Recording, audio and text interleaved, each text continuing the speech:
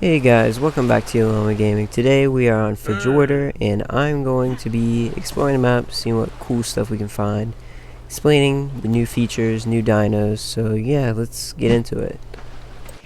So one cool thing about Fjordur is it's essentially the only custom arc map with Explorer notes, except they're not really Explorer notes, they're called ruins, but they're essentially the same thing. It's just if you like to read Explorer notes, unfortunately the ruins don't have anything to read. Also, it has Ragnarok like loot crates like the ones you can find at Blue Obelisk that you can mine, and they give you random resources and tools. And there's lots of village ruins and like castle ruins that you can find and explore. And as you saw, custom obelisk platform. Let's see what we can access from this platform. So there's your regular crafting recipes in the obelisk, and boss summons, which you can summon the Fjordur boss person in here, whatever they're called. But to summon them, you will need your island boss trophies, so you have to collect those. I believe there's a way to do that on this map, although I haven't been in every single cave. I know they'll be in later in the video. I'll show you where the Megapithecus boss summoning platform is. There's probably the other two, but I haven't seen them yet. As I said, several caves. That one right there it's not really, I mean, you can build in it, but it's like I want to call it a credit cave, because it gives credit to a lot of the people in the art community, including some ARC YouTubers. I'm not super well versed in the ARC YouTube community, but Syntac is listed in there, and I know who that is, so yeah. That cave we'll come back to later in the video. It's a pretty cool cave. Off to the left, you'll see another castle over there. That's supposed to be that one Lord of the Rings castle that's also on Valgaro, whatever it's called. Helm's Deep. Yes, that's it. Yeah, and the map on it is interesting because you can already see the shape of the map, but you can't see the exact details until you explore, which I think is kind of a cool mechanic for the map.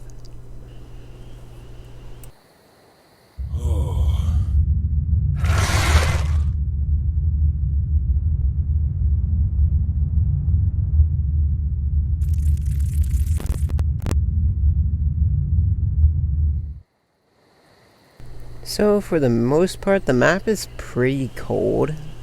Like at nighttime, pretty much everywhere on the map you'll be freezing to death if you do not have any armor on. So yeah, getting a torch, campfire, that sort of stuff is essential early on, and maybe for later on. Although there are some hot spots like the cave right there, and there's also a whole volcano island. Now this is the Hidden Worlds cave. That's how you access these hidden worlds, to call them what they're called. Yeah, it's the only way you can get to them on single player, but I'll show you a handy dandy way to get to them on servers in just a minute. Oh yes, but first I will show you the location.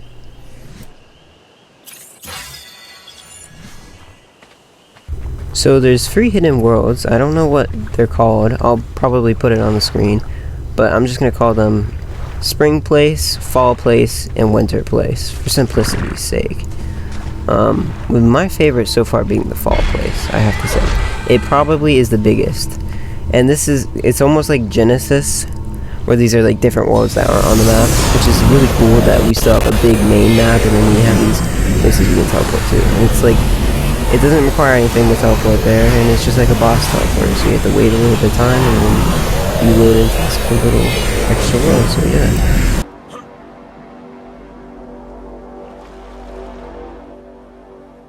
So I think this might be the biggest. It's also the one I've explored the most because I've actually played it. I need to get fungal wood out of it because I think it's the only place you can get fungal wood on this map. But yeah, there was a little cool place called the Springs of Life over there. That place has shadow mains. It's like a bioluminescence area. It has your glow pets, stuff like that. It's kind of cool. Dangerous, obviously, because shadow mains. And then there's there's obviously the regular fall place, and then there's the There's like a red fall place, like it's super red everywhere, and it surprisingly still has ruins and cities in it too. So the developer obviously did not slack off getting these. It wasn't just like, oh, here's some extra map size. No, they put a lot of work into it, and you can still get your runes here. So yeah, you're gonna need to go to these places if you want to get your full 200 runes. Also, I believe that there is a wyvern trench dedicated to one type of wyvern in each special place. I'll call it a special place, hidden world, whatever you want to call it. I know the forest, the spring place has poison wyverns. The winter place obviously has snow wyverns, ice wyverns. I'm not sure what the fall place has. It might have fire, it might have lightning. My guess is probably lightning because there's a volcano on the main map, so maybe you can access them there. In the fall place you can also get Maywings and your garden variety ice biome dinos, so it's kind of nice if you want to get ice dinos and not have to freeze your butt off, because it's pretty mild in this biome. So then I will give a very brief tour of the ice biome. It's -64 here, so basically like Ragnarok Murder Snow, except a whole little world dedicated to it, which is just wonderful because it's very, very cold there, obviously. I believe it is the smallest of these hidden worlds, but not to say less impressive by any means, because it offers your ice dinos and stuff. Maybe snow owls, I don't know. Ice wyverns, obviously. Yeah, like nice, cool bone places. I'm sure there's plenty of good building spots. I mean, this cool frozen wyvern. But yeah, it's obviously a pretty good spot to build, because PvP, especially, because you don't have to worry about people trying to raid you. They're gonna be able to, especially like beach clubs and stuff, because those can be quite a nuisance sometimes. But they'll just freeze before they ever get to your base. Yeah, so pretty small. There's this weird red area, like the corruption or something, the blight, if you will. What is it? Horizon Zero Dawn, the new one. Yeah, I don't know what that red is. Very curious to see, because it's not named something different. But yeah. Yeah, so this is definitely my least favorite of the hidden worlds. But if you do happen to be crazy enough to try to come here, not in creative mode, I would recommend high tier for armor, maybe tech armor. And for mount, preferably Dire Bear or the Dinopithecus from Lost Island, because those both give you a warmth buff, which is always nice, and will keep you safe from these frigid temperatures if you got enough armor on still. So yeah, that's basically ice place. Cold, scary, probably gonna die here, but you know, ice wyverns.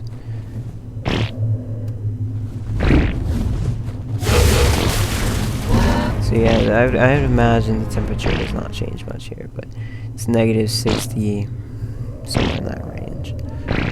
Just so you know, there is a reason why it says deadly on the teleportation menu, which we will get to that in a minute.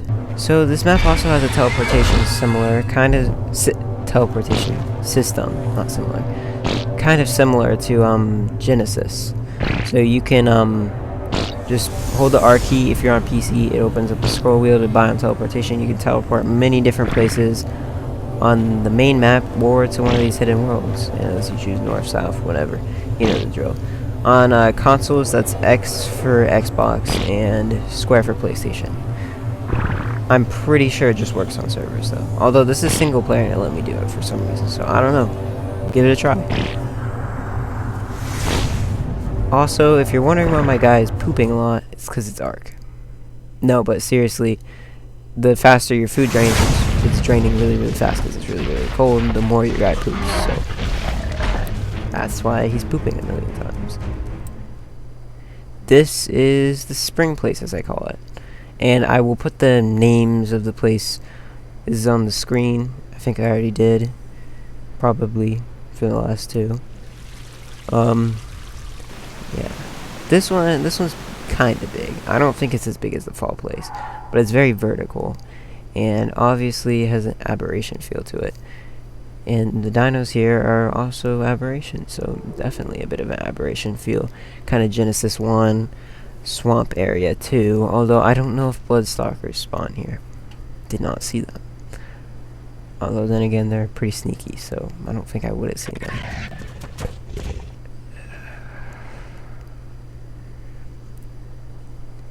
It's really cool though, some of the custom models the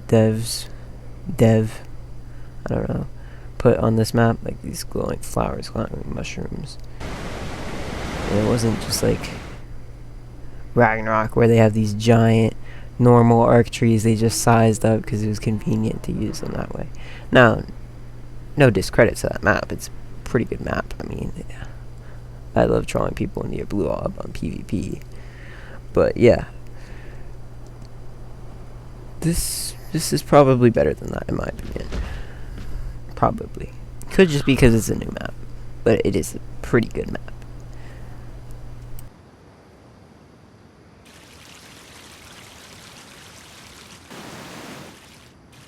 Keep your eyes peeled in this biome, especially because it looks like there could be a lot of green gems, because your favorite gems from Aberration also spawn on this map, so you can get them, make your glider suits, make your Aberration dino saddles. There's these cool little blossom water areas, which probably will not look right, depending on which device you're on, but yeah.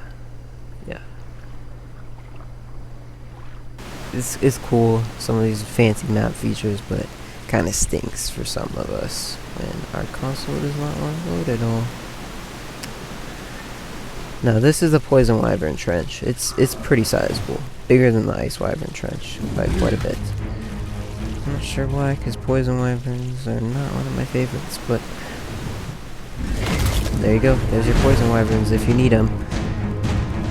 Pretty close to the spawn pad actually in this area.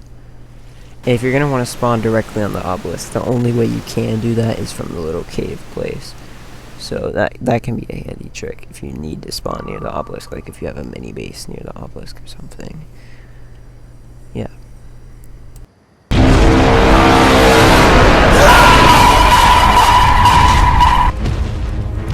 Yeah, so be careful where you spawn. That would have been very bad if I was not just flying around for fun, because I literally spawned right on a Rex, which is kind of funny.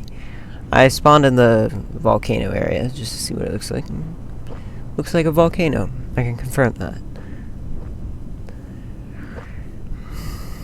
Can't say I'm a huge fan of volcano biomes, but I don't hate it either. There's lots of resources, lots of risk. It's pretty balanced. And there may be magmasaurs, not magmasaurs, magmasaurs here. Maybe. Also, there are these weird oil rocks that you should not confuse with obsidian rocks on this map. They look very similar, but they are not obsidian rocks. And you can just find them on top of hills and stuff. It's quite weird, but useful. But also kind of annoying if you were looking for obsidian. So the volcano island is kind of small. Makes sense. It looks kind of small on the map. But the rest of the places are pretty big, and there's a lot for you to explore. Lots of caves, probably lots of rat holes that are just waiting for PvP defenders to find and use and abuse.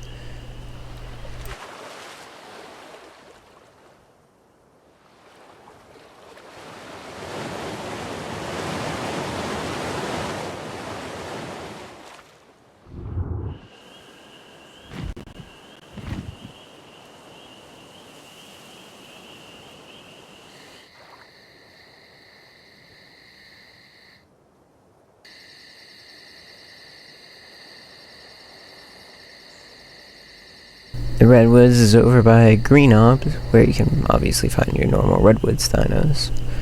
Because we all love being ambushed by tree tigers, of course. And you can sail behind the map, so if you miss that old island feel where you could sail across the entire map, around the entire map, you know what I mean. I guess you can do that in Ragnarok too, but this map has that. Doesn't look like it based on the map, but it has it, which is cool, I think, because rafts are definitely useful early game when you're trying to move your little parasaurs and dillos around.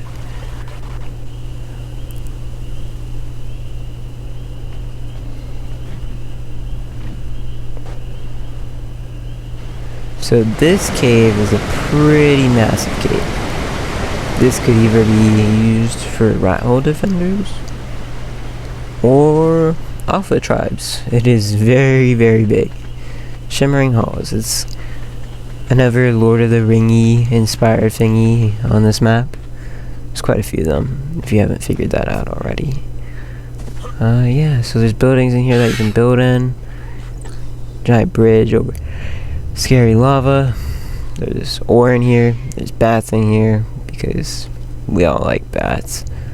And yeah, this bridge is the only way attackers can come in, so it's a really nice choke point for defense.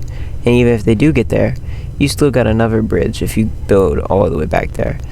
There's a little room in here where you get your little supply crate thingies, so that's nice. It's an infinite flow of supplies. There's a weird looking anvil. It's a metal rock, so you can't even reach.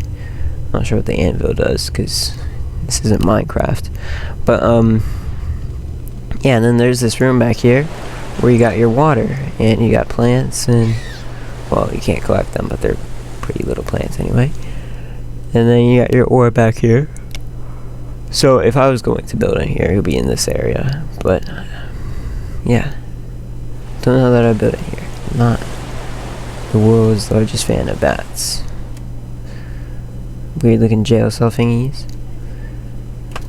So yeah, you can set up tons of little rooms full of your vaults and stuff, just lined up with turrets. It'd take ages to raid a base that's set up good in here.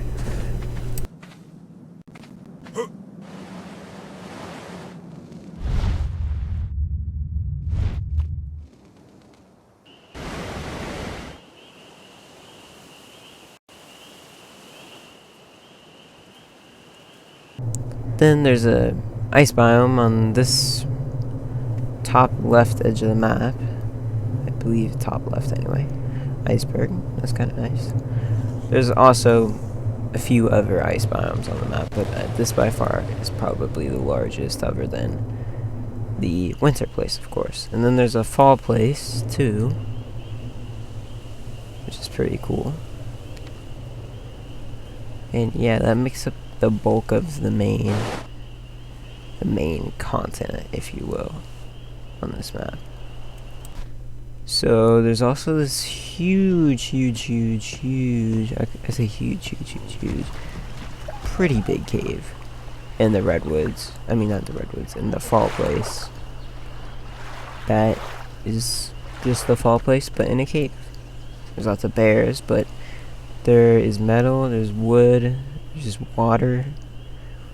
There might be crystal, I don't know.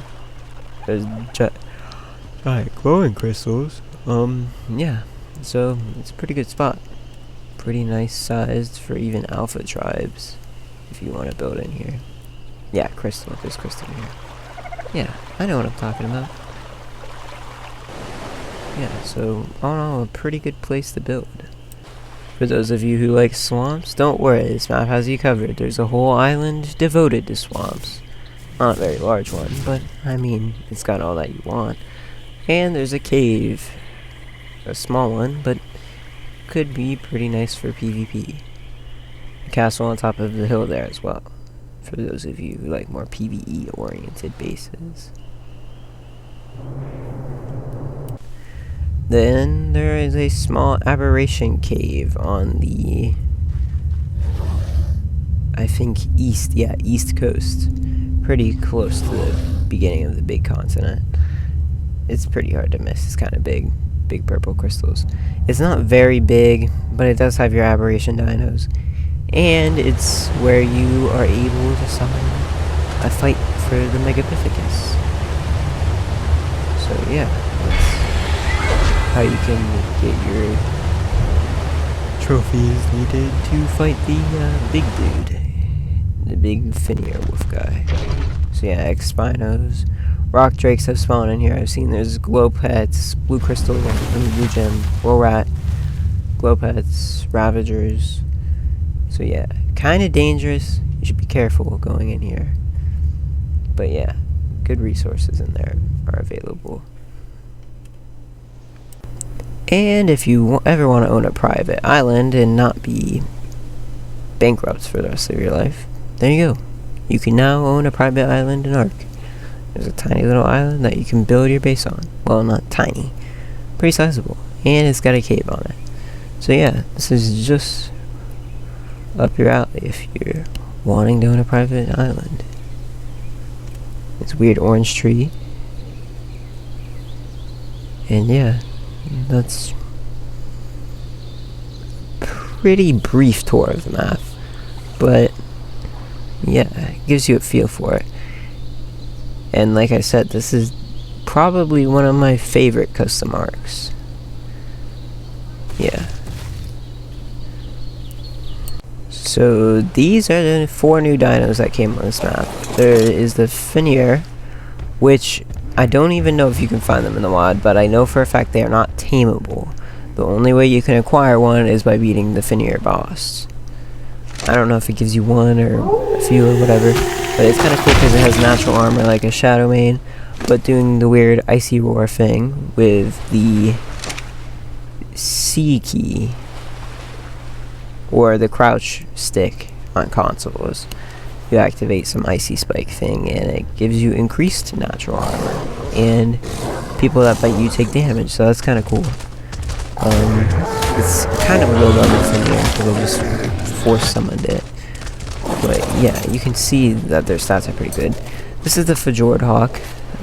You can find them in the fall place, and you probably have already heard this, but if not, they retrieve your dead body stuff. So once you tame them, they will, if you die, when you respawn, they'll be right next to you, and they'll have your inventory in them, which is really nice. The way you tame them is a little bit more complicated though. You have to kill stuff kind of like that Margosaurus, except a little bit easier, maybe.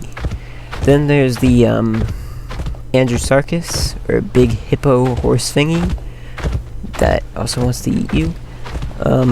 He has a machine gun style, which is kind of cool, but since I'm force summoned him, he's just being able to be ridden without a saddle. And they're kind of like dire bears. The more you run, the faster they'll go. Pretty decent damage, not great, but obviously you can level that. They have a kick, but it doesn't do torpor. It's more of a stun kick, like if you need to get away.